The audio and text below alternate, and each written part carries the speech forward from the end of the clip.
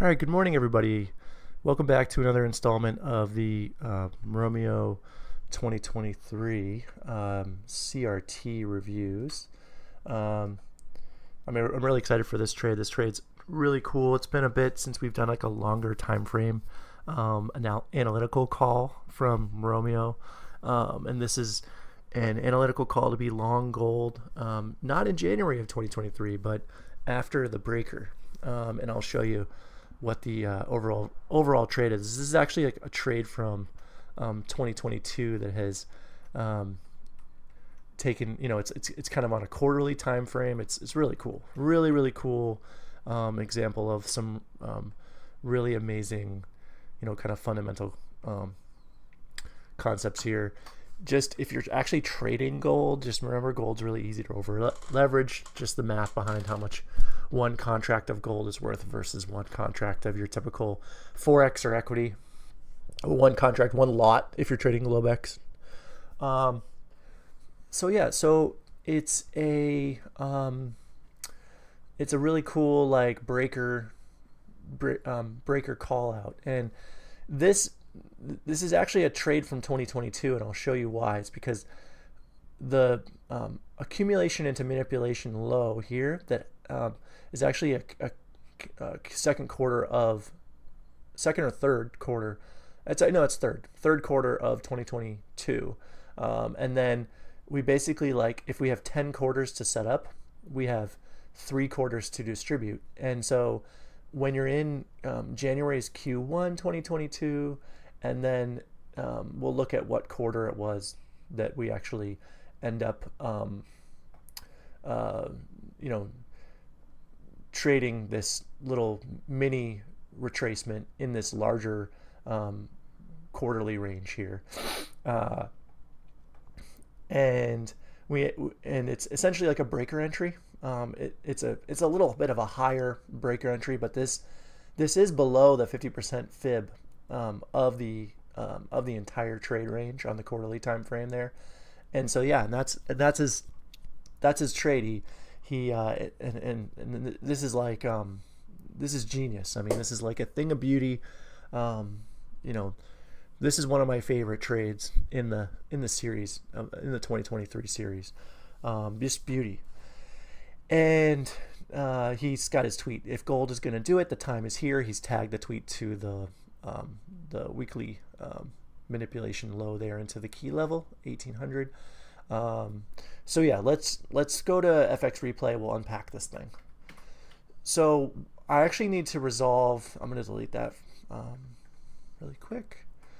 I'm going to resolve this on the quarterly time frame first, just to get your brain working.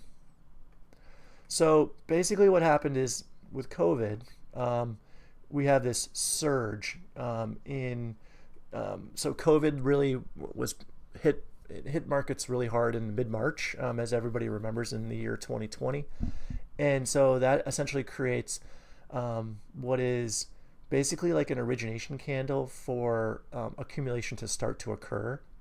And so I would treat, let's call it Q2, I'm sorry, Q3. Let's call it Q3 2020. Let's call that that high in gold, as basically gold, quote unquote, went parabolic, and it stabbed into new all-time highs, and then it immediately retreated from this key level here. And so gold immediately starts accumulating at that point. And so if you're a candle counter, right, this is candle number 1, then you have 10 candles until we get to the it's actually Q4 of 2022, Q3 of 2022. That's the true low there. So we'll call that the manipulation low. So it's actually 9 bars. At any rate, so with 9 bars of accumulation into the manipulation, the peak manipulation, we have 3 bars expected to get to all-time highs. 3 quarterly candles. And so here's the dynamics of this. The dynamics of this is, if this is a bearish range, and we're retracing the bearish range as we distribute higher into the former all-time highs, or the current the current all-time highs as of the as you're in this trade.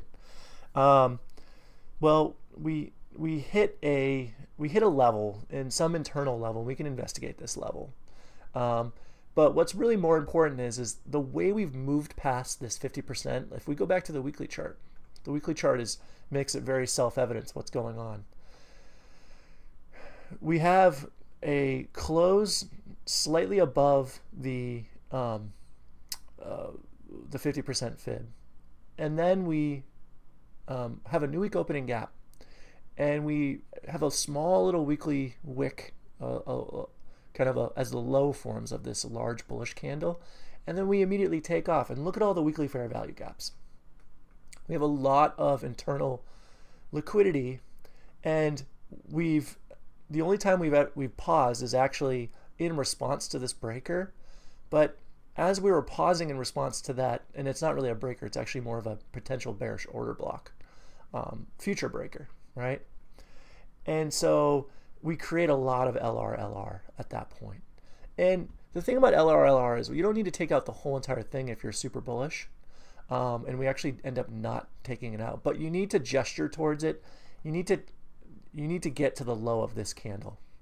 Well, not even maybe the low, maybe just the order block. But yeah, getting into the NWOG here or the NWOG here, new week opening gap is NWOG, would be expected. It would be expected for a setup like this. So yeah, this is essentially distilling this whole entire thing down. This is the breaker entry within a quarterly distribution model. And so this whole thing is so ponderously slow, and it really is operating on the analytical time frame. Like, your reward for seeing this ahead of time is not over leveraging and not being crazy bullish as we head down into this breaker, or not even trading at all. Take a pause from trading gold, right? And then wait for price to hit that key level, the top of the breaker. So yeah, let's play it out. It's really amazing. And then I was thinking, so if this is an origination candle, you actually kind of have a little minor model there, but it doesn't even get to the 50% because it's stopped by the breaker, because we're so bullish. And why are we so bullish? Because we're in the distribution phase of a larger model, and that's why you want to zoom out.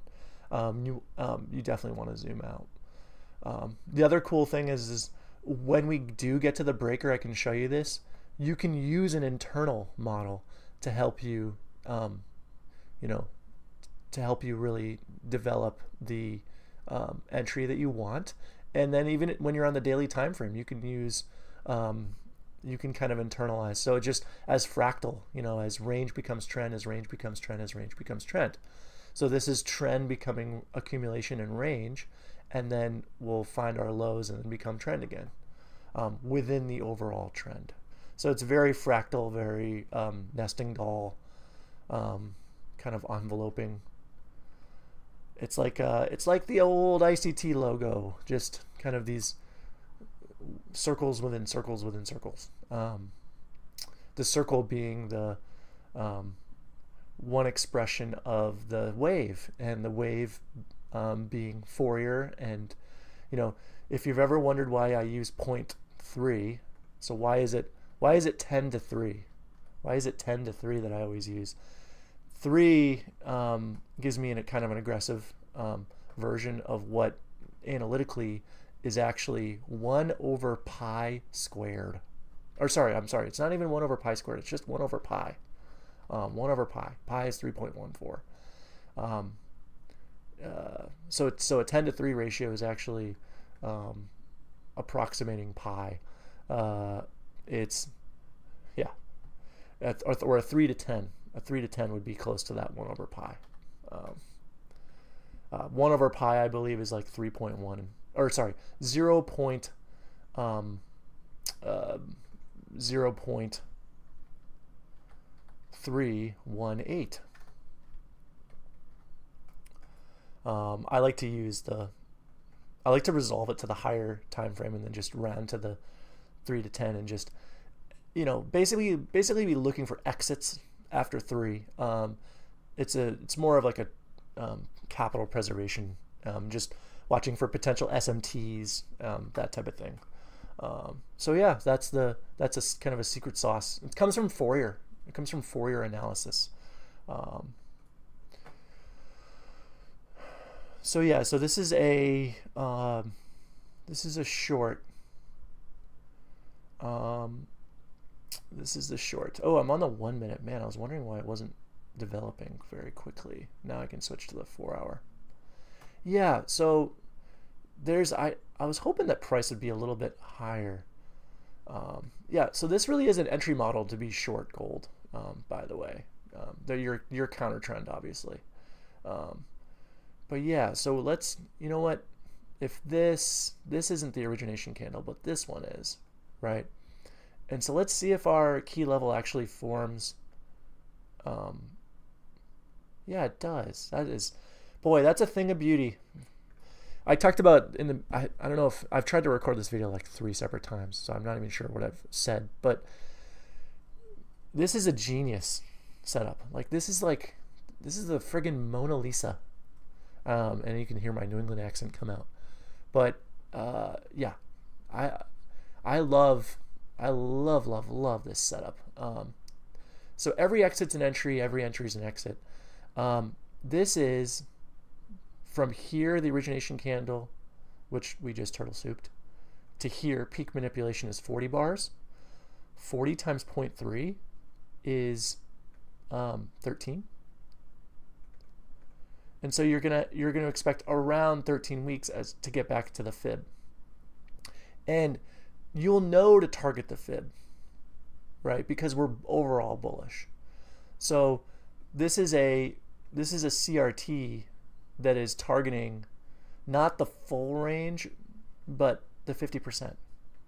And we do get to the 50%.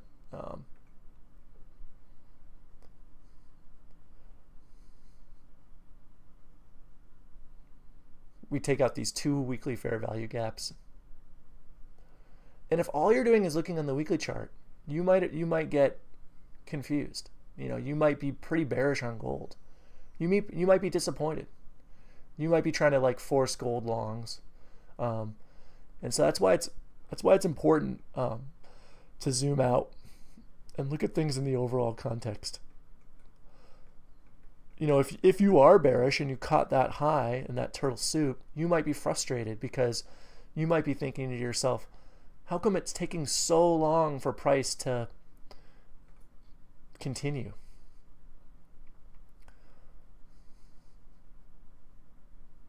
Timing is everything in markets. So yeah, so that should be your first clue, that little, if you are bearish and you're in this distribution phase, that extreme pause right there before the 50% even hit, that should be your clue to be like, oh wow, like we're really burning time here. And actually that's the low. So we didn't even get to our 50% of our range. We got to the 50%, from that high there, which, yeah, so, it's all kind of how you draw these fibs. But yeah, so that right there is his entry to get long. And I talked about how within, so that's it.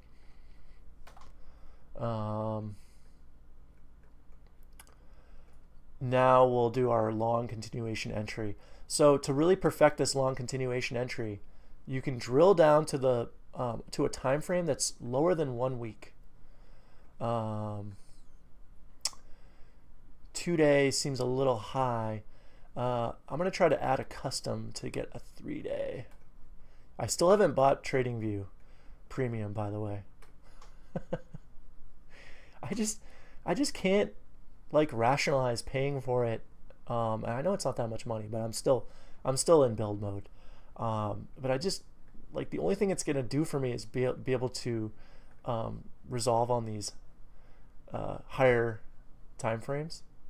Oh yeah, so I guess it is Oh geez, I guess it is a week. It's first thing in the morning. I haven't had my caffeine yet. So 1, 2, 3, 4, 5, 6, 7, 8, 9. Oh, I love it. So this was 9 candles. This is 9 candles. Quarterly to weekly. Just beautiful fractal symmetry as we jump down to lower time frames. So yeah, so key level is the high, the weekly high. That's turtle soup right there. You're expecting, you know, it's funny because if this, yeah, you're expecting like immediate distribution like within the next 3 candles. So it's going to rip higher. Even within the weekly high, I bet if you go to the 4 hour, and because that's a weekly CRT, and so you know there are 4 hour models that have set themselves up. The other cool thing is you could look for like model number 1, you know, like kind of a entry signal, and I mean this is a interesting constellation here because it doesn't really cleanly, like that's not really the swing low, but that is a bearish engulfing candle. So yeah, so not really necessarily a model number 1, but yeah, we get the bearish engulfing candle. Then the attempted retracement goes deep into the opening of that bearish engulfing candle and the close of that other candle. So that would be the great entry there. So if we look at that, and this is gold is so hard to trade, because gold has that you know, that kinetic nature. It's just so like it picks up speed so quickly. It's like driving the hypercars on Le Mans, where it just accelerates out of the corner so quickly, and then it can like take another corner on a whim and then just accelerate really quickly into that. And it's yeah, it's an amazing asset. Leave it to the masters to trade it. The currency of kings demands the trade, you know, king level trading skills. So yeah, really extended 4 hour model number 1, as that order block, Romeo order block, gets turtle souped. But yeah, just exciting. We can just watch it take off. But just like analytically, like you should be looking for ways to get in. Right there, that was one. That was another. But yeah, I love how we just like blast through that previous, you know, that previous high there. Yeah, and so like, if this on the weekly chart here, if this was the, I'm just curious to see how many candles it's beautiful. It is beautiful. So we clear and blast through that within the 3 candles that you'd expect for the distribution to occur. Just wonderful. I mean, it's like a swing trader's paradise. I mean, it's a minefield for a scalper. Super trending markets like this, like there's a strategy called like opening range breakout, and whenever markets get into this like extreme trend, I don't even know how these opening range breakout traders trade specifically, but like I've like watched like live streams of some of them trade, and they will literally like be shorting into these days, into these like extreme trend days. We're on the daily chart right now. So in other words, like they'll see like a 9 a.m. hourly candle, and I don't think anybody trades orb with gold, and then they'll try to get short there, or they'll like, yeah, it's just nuts. It is nuts to just ignore the higher time frame context so glibly in your trading. hey, it happened to me this week, so it's easy to do. It's easy to ignore the higher time frame context as you're mastering the craft here. Love it. So this is Kiss of Death. This is setting up for Kiss of Death. That LRLR. Yeah. So we didn't even. I didn't give the trade enough time to fully carry out, but we can see the potential for it. So those were actually ones that I'd run. I just want to look. So just on the quarterly time frame one more time. Thank you for indulging me here. I just want to see if it's like the 10 and 3s rule follows. It will, because I don't think I have enough time to finish out the time frame. But yeah, you know what? We could probably go to Brave and just look back on the historical chart for gold to figure out what the actual timing was.